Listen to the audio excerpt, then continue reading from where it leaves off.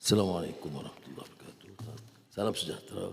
Terima betul. Terima kasih kepada Simpang Renggam. Kalau kita merujuk titah Bahadur Yang Maha Mulia Tuanku semalam, unjuran pertumbuhan tempoh Januari sehingga September adalah 4.7%. Tapi alhamdulillah bila kita tinjau angka suku tahun keempat, iaitu pertumbuhannya sebanyak 5.7%.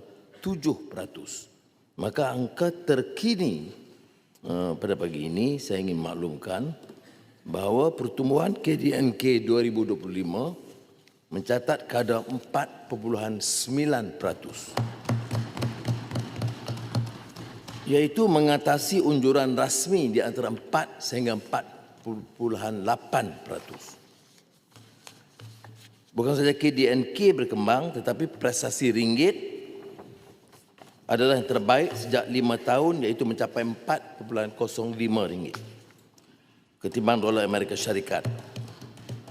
Indeks bursa saham Bursa Malaysia mencecah 1,700 mata, tertinggi sejak 7 tahun yang lalu.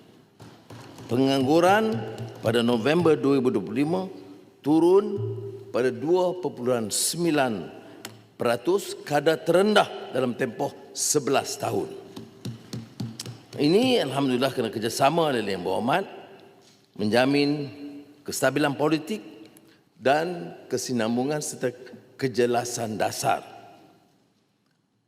Bersama dengan usaha gigih perkhidmatan awam dan juga peniaga dan pelabur. Keduanya tentang hala tuju negara itu agak jelas. Seperti yang diumumkan tentang Plan Induk Perindustrian, transformasi digital, peralihan tenaga dan lain-lain. Ketiga, kesediaan kerajaan dengan tekad politik melaksanakan pembaharuan dasar yang mencabar, yang membina keyakinan pelabur, termasuk Akta Kewangan dan Tanggungjawab Fiskal, sehingga defisit fiskal turun dari 5.5% pada tahun 2022 kepada 3.8% 2025. Yang menarik ialah penyasaran subsidi yang diwar-warkan sekian lama, puluhan tahun, tapi dapat kita laksanakan subsidi elektrik, diesel dan RON 95 dengan penjimatan, mengelakkan kebocoran, ketirisan dan penyelewengan, dan juga telah menjimatkan dana negara sekitar 15.5 bilion ringgit. Yang berikutnya ialah integriti dan pembanterasan rasuah. Dasar fiskal kita memang menyokong pertumbuhan, dan kelima, ikhtiar memberi keutamaan kepada kesejahteraan rakyat. Angka-angka yang menarik tadi itu tidak akan bermakna kalau tidak diikuti, disusuli dengan program-program seperti STR, SARA, peningkatan gaji pekerja, kenaikan gaji minima dan bantuan-bantuan persekolahan dan bidang pendidikan, kesihatan dan lain-lain. Jadi kalau lihat dasar kita, kita tidak terikat kepada cadangan atau usul dari badan-badan ekonomi antarabangsa, pakar-pakar ekonomi, termasuk Bank Dunia, seperti mana berlaku dalam kes penyasaran subsidi.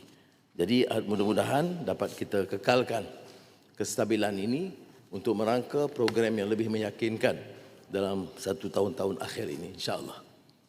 Baik, saya jemput Simpang Renggam. Terima kasih Yang Berhormat tahniah di atas pencapaian kerajaan terhadap memtingkatkan ekonomi negara. Dengan pelan-pelan hala tuju yang telah pun dimaklumkan kepada Dewan Yang Mulia ini.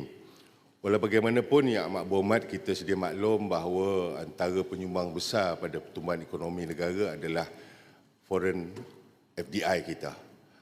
Dan melalui apa yang kita lihat hari ini, ketegangan perdagangan global serta geopolitik yang kita kira boleh menjejaskan prestasi perdagangan dan pelaburan negara. Jadi apakah usaha dan langkah-langkah Yang Berhormat berhadapan dengan keadaan yang demikian. Terima kasih. Sila Perdana Menteri. Terima kasih, Sebarangam. Memang satu kenyataan yang harus diberikan perhatian kerana kedudukan dan perubahan geopolitik, beberapa dasar kuasa besar yang tidak menentu termasuk Amerika Syarikat, baik soal tarif ataupun beberapa keputusan yang melibatkan negara-negara lain, Eropah, soal Greenland, soal Venezuela, yang menyebabkan terjejas sikit sebanyak urusan perdagangan antarabangsa dan juga penembusan pasaran baru. Kerajaan Malaysia realistik untuk melihat kenyataan ini, oleh itu kita telah cuba meneroka bidang dan pasaran baru termasuk teknologi baru. Dan oleh itu, alhamdulillah setakat ini, selain daripada rakan perdagangan kekal yang lama, Amerika Syarikat, Eropah, China, kita juga telah berjaya menerobos ke rantau dan juga kawasan baru untuk meningkatkan pasaran dan juga perdagangan.